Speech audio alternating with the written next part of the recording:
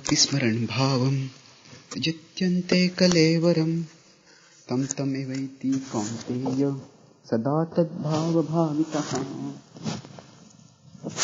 यं यं वापि स्मरन् भावं.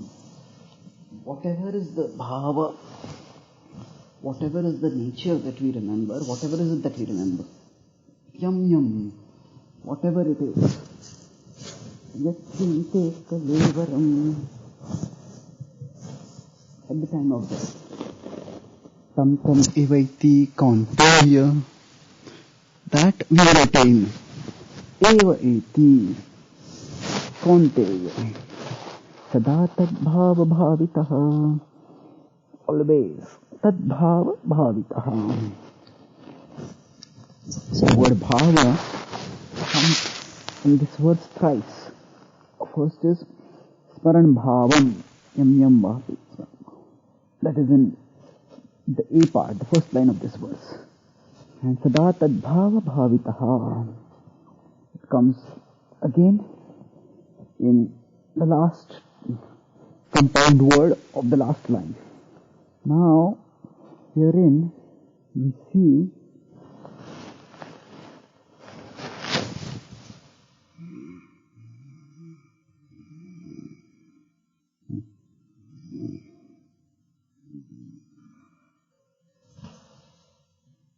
so bhava, which occurs 3 times, is significant.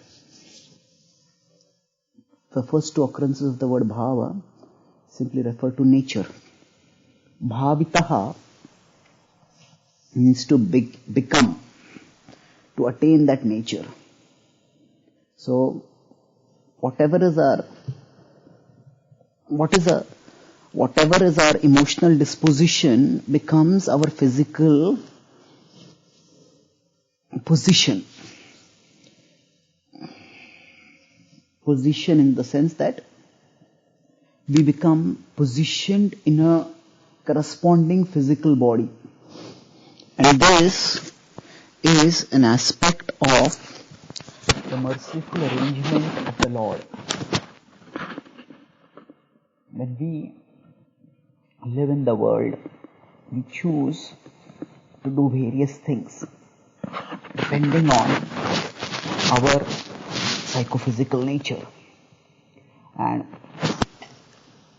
everything we do affects our disposition, because what we do not only creates actions in the external world, it also creates impressions in the inner world. And often from our long-term perspective, from the long-term consequence on us, the impressions we create in the inner world may be far more consequential than the actions we do and their consequences in the external world. So, for example, if we indulge in selfish, self-centered, sensual gratification, then such gratification creates impressions that bind us to the body, and they shape our conception of enjoyment. They make us think that such activities are enjoyable, even if the amount of enjoyment we get through them is not much. Still, the fact that we have got some enjoyment, that creates an impression in the mind, and that impression forms an attraction to that particular sense object which offered that little enjoyment, and thus we become attracted to the sense object. Now this is something which we all experience. Say for example, if an alcoholic drinks alcohol once, twice, thrice, then in future, whenever the alcoholic passes by a bar, there is a rope. It seems to be like a rope which drags that alcoholic towards the alcohol. So similarly, whenever we indulge in some enjoyment, we are attracted to the sense object. What we need to understand at a subtle level is that the attraction is not just to the sense object. The attraction is to the whole process of sense gratification. And sense gratification involves the sense object as well as the sense.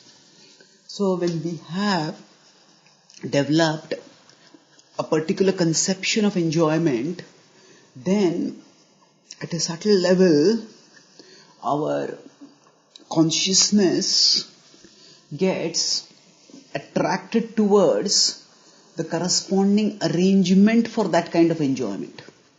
The corresponding arrangement means for sense gratification we need the senses, the sense objects as well as the senses.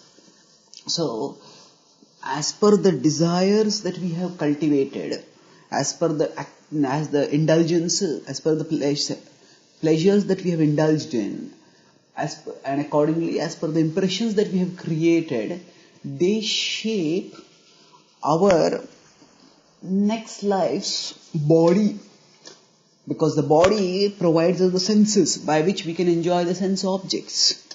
Krishna describes this further in the 15th chapter, in the 9th verse, when he states, Shotram chakshuh sparshanam cha rasanam ghranam eva cha adhisthaya manaschayam vishayanupasevate.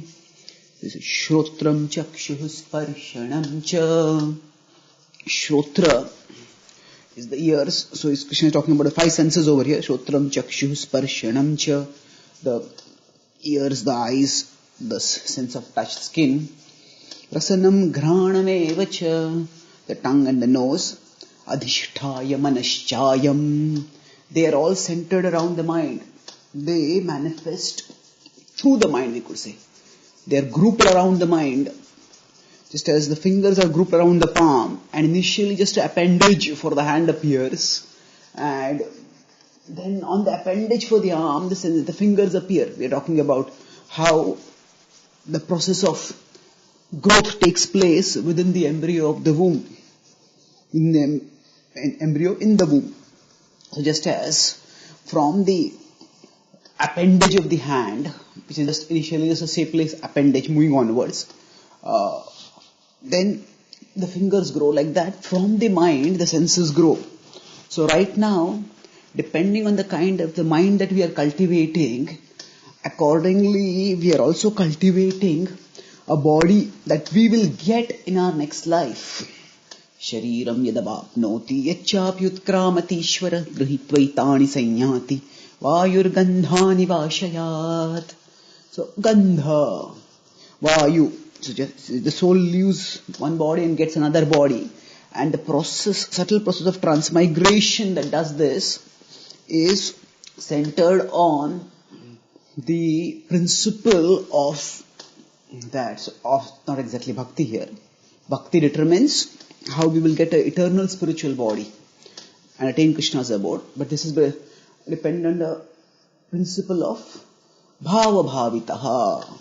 That whatever is our mental disposition will become our physical location, our physical position, our physical situation. So our desire for sense gratification will be facilitated thus by material nature.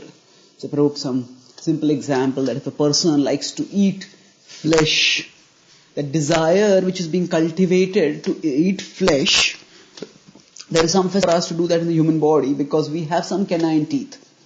But those are not capable of ripping apart the flesh from a carcass, leave alone catching and ripping apart a live animal.